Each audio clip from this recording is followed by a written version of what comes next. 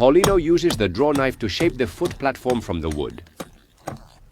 The thickness of these wooden soles ranged between 2 and 5 centimeters. This feature made them an uncomfortable footwear until you got used to walking in it. This is done with the rasp, the wooden rasp. Turning the sole over, I make a groove so that when the clog is woven, the cords are less visible.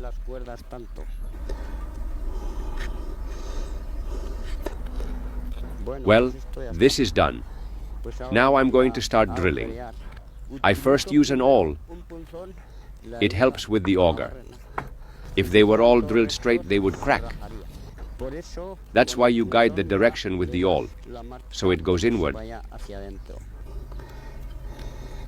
Esparteria. If the esparto is wet, it becomes softer, but I don't wet it. When the thread at the end of a rope becomes thinner than the other, esparto is passed from here to there.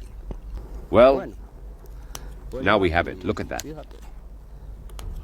Let's start making a rope the other way. Rope the other way. You combine one rope twisted the other way and another the right way, and they make a braid that looks like cord. Some clogs are made with twisted rope, and they look nicer than those made only with regular rope. And the regular one is made like this, passing it underneath, while the twisted one is passed above. They must be alternated, one and then the other. One right, one left, and look, there it is. It forms the braid pattern. Here it goes.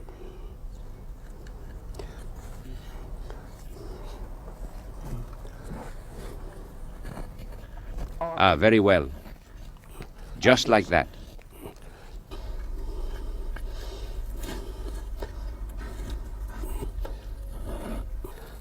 All this was because there was no money. Well, that's it. Here, we tie a knot so it doesn't slip. We cut this off because we don't need it. This needle has a bent tip because it works better that way.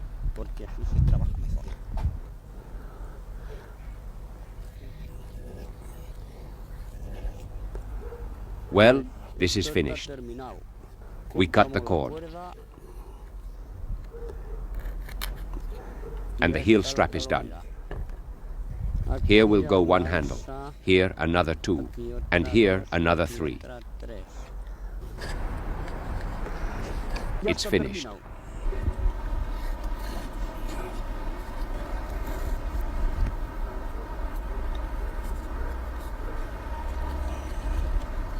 The clog is finished.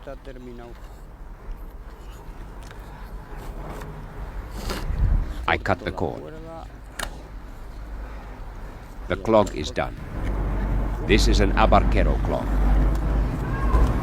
More or less like this. The heel strap of the clog must be lined with fabric so that it doesn't tear the socks.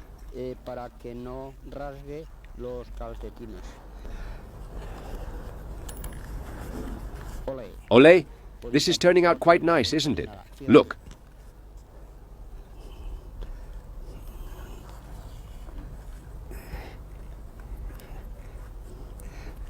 As they say, coblemenda, long stitch and a good pull. This is finished. This type of clog is finished, which, according to Paulino, is called abarquero. The artisan now begins another model, more common in the mountains of Teruel. Now I'm going to make the upper part of the clog, the upper. With rope, it's narrower at the tip, and you have to shape the front first. After 6 or 7 ropes,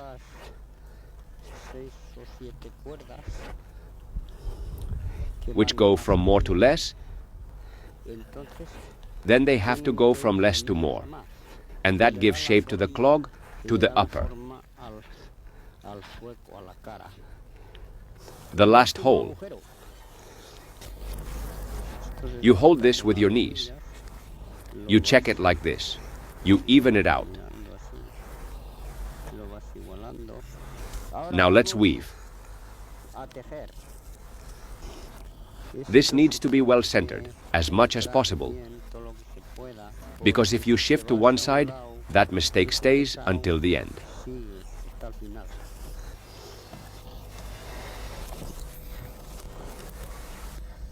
Finished. We cut the rope. That's it. Now let's do the other one. Now I'm going to start making the heel strap.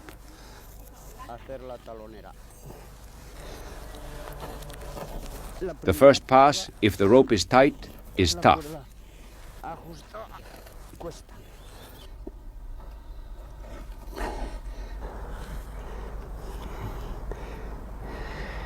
Done.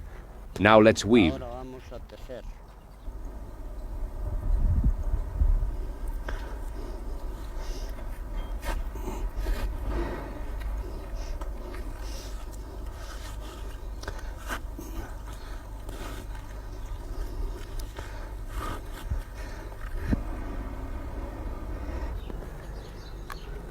The clog is finished, it just needs lining.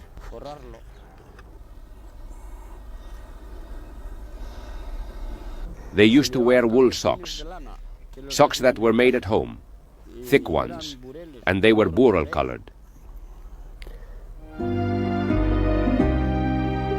These Esparto clogs were, until the 1950s, the everyday footwear used in the mountains of Teruel and Castellón. Rough, uncomfortable, and symbols of the impoverished rural economies, they have now become unique museum pieces.